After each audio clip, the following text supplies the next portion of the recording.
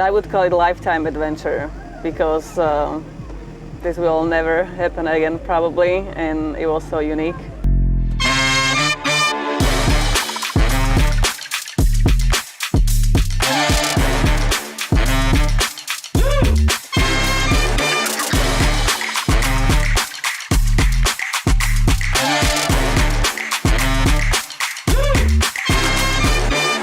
It was like a everyday process of everything that has to be done so we can go ride and everything is managed. I mean, I'm gonna say joy of the ride. It was a trip, expedition as exploring really. This is something that was, I wouldn't say different, but it was really like mine. Definitely joy of meeting different people, many friends. And well, I would share with her a lifetime experience. This is, for us, this is landing on the moon.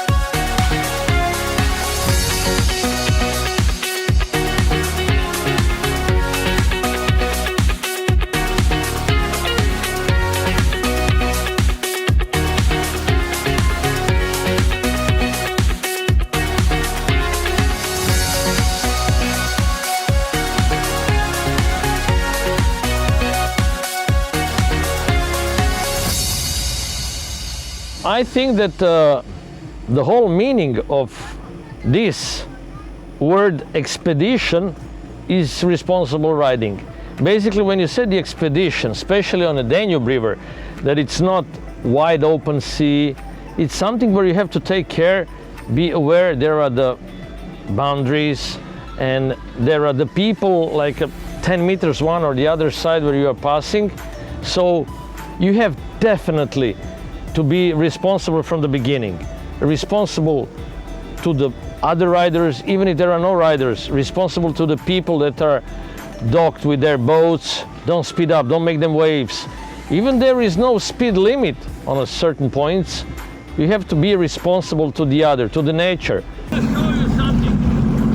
When you see that suddenly the river is going faster, you can see by the side, it means that the morphology changed. It means that it's or shallower or something. Look here, look, you see how fast it is? It's because look how shallow it is here. Oh wow. But you don't even see. You see? Yeah, I see. That's why you look always on the side, because when it goes faster, then you understand that it's not deep enough, that all this has to go in a, you know, look at the, I mean, we can pass there, but it's dangerous. And I think definitely when we discuss about this adventure, it's something where the responsible come on the top of it. So go explore, but don't disturb the other people, and then everybody will enjoy. So this is how I see the responsible riding here fits definitely into this our expedition and in the mind of expedition at all.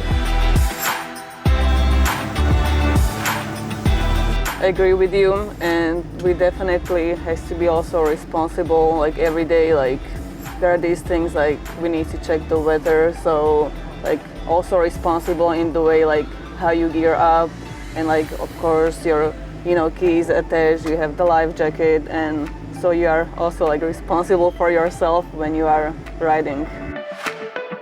The basic things It's funny because that's what she said. This is probably the first thing you should say. But as I'm a old-time rider, so those things are for me like, yeah, you don't even think about it. But it's true. This is the basic thing that you should say, and this is why we are here together. We're having different perspective, and that's what she said is number one, that you should be responsible of before sitting on the jet ski. Think of those things. And this is what we do always by breakfast. Like, in first place, you need to have the license, right? Like, oh, yeah. You need to have the knowledge.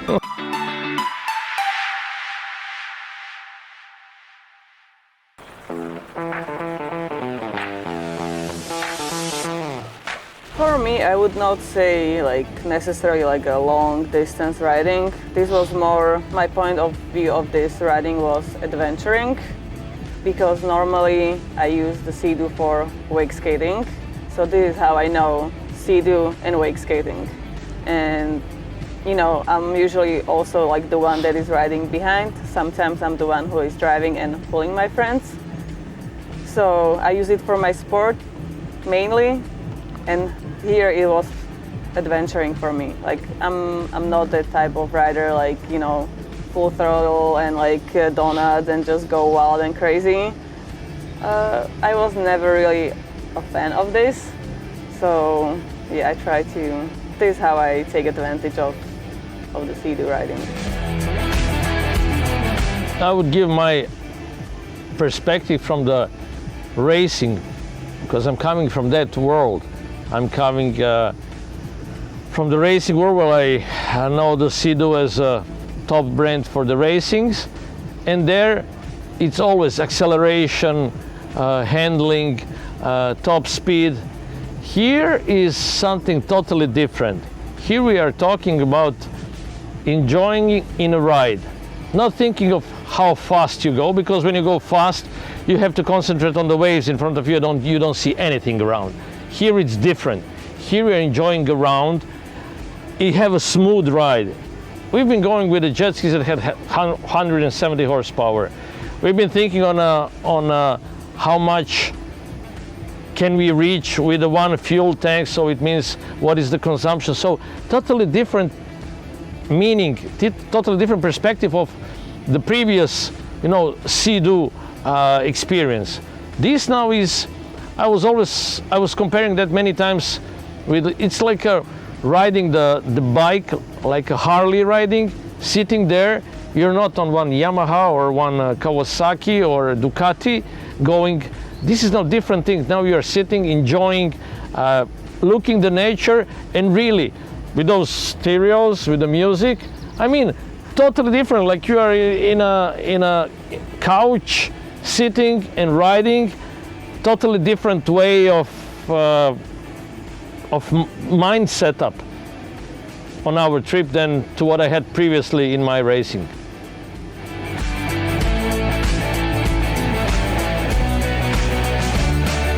Pretty secure, because Davor was there with all his experience, and I was 100% trusting him on this expedition on the water, because I don't have that much experience of, as I said, you know, I'm using the Sea-Doo more for my sport, and many things were kind of new to me, so I felt secure because of Davor. Thank you. Thank you very much.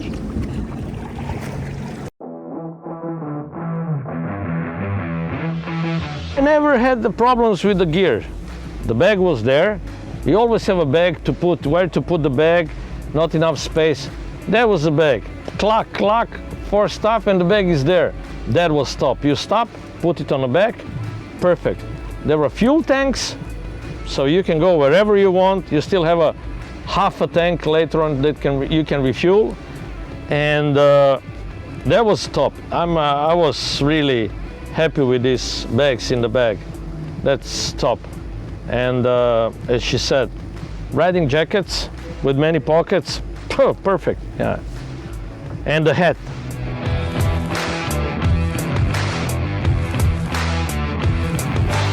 For me, it's the audio. I cannot drive without the music, because it's, you know, like we did like 200 kilometers a day, and the audio sounds great, and you are able to charge your charge your phone while riding. So, I mean, I cannot really imagine doing the whole trip without having the music on. For me, it was very important.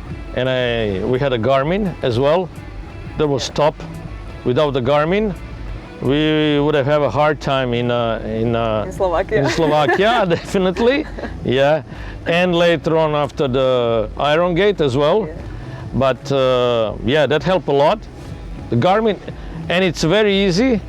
The setup is there, very easy. It's very friendly, so you can, in a few touches, you can get everything from the main chart. Tap, in the 2 touches, you got how much do you have to the next waypoint.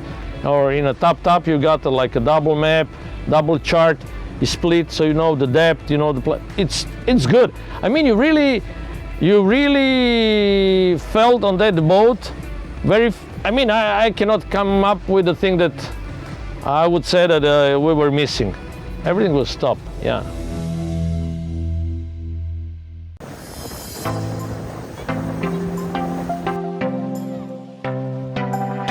Seeing in the middle of Germany, huge Roman was a Pantheon. What was the name? No, that was not in. That was in Hungary. The white one? Yeah. Valhalla? It was in Germany. In Germany, yeah. Well, to see. So this, of course, you're gonna cut, so that don't look stupid as always. But I do look smart. Yeah. So to ride through the Germany and to see a huge Pantheon that was made by the Romans. I mean, this is something, you know, you can read, you can learn, but if you learned, we learned it a long time ago that the Romans were here. But now it's, yeah, it's refreshing, and it looks pretty interesting. And especially here, coming in Romania. I can't say that I find something new, because that's my life. I'm doing those trips, but this one was longer, that's true. This one was totally different, that's true. But I wouldn't say, because besides that dam and how we behave there, and now when I think back, yeah, it was quite a thing. So basically, we enjoyed. Maybe, you see, maybe that's the meaning of all that. Maybe we change in something, but we are not even aware of that. But at the end, we like it very much, and there is nothing that I would change now. So I would say it's a nice experience, and probably we changed a little bit. I'm not any smarter, but there is a shallow water. There are buoys. The river is a living water, so it's moving. Even if there are buoys, you never know if something in the last week or 2 weeks there is something that is on the other side of the buoy that maybe river brought. And there are big logs floating, and the big log can, you know, come and just hook by the buoy. So there are many things that we took care of, but in a way of riding on the river and riding on the sea, 2 different styles. Riding on the river, you do it mostly sitting. Riding on the sea, you do it mostly standing. If you want to go fast, if you want to go just like floating, and then you can sit wherever you want. But the river is different, because river is mostly flat, except this part where we had pretty nasty weather. We had even waves in the Danube River. Bigger waves than in the sea. Yeah, there was bigger waves than in the sea. Yeah. And because we were lucky for the sea, that's the point. And in the sea we had long waves, and again, but here you have to stand up and all the time be on the legs and do it. So 2 different styles, 2 different approach, and definitely 2 different preparation for the riding, and especially on the Danube, where it has so many small branches, to know exactly which one to use, to which one to choose. Anyway, it wasn't easy at all.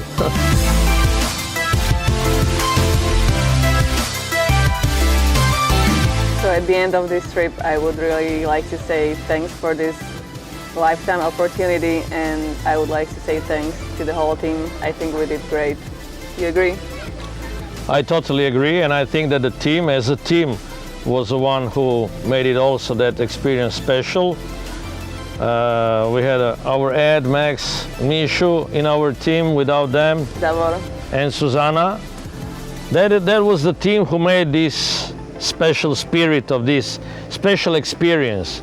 So I think we were one of a kind, and no other team is like we. We are a team.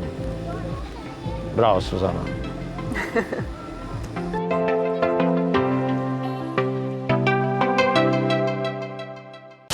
I spent 70 days on the jet ski, and my ass never hurt me like it hurts me now in this half an hour.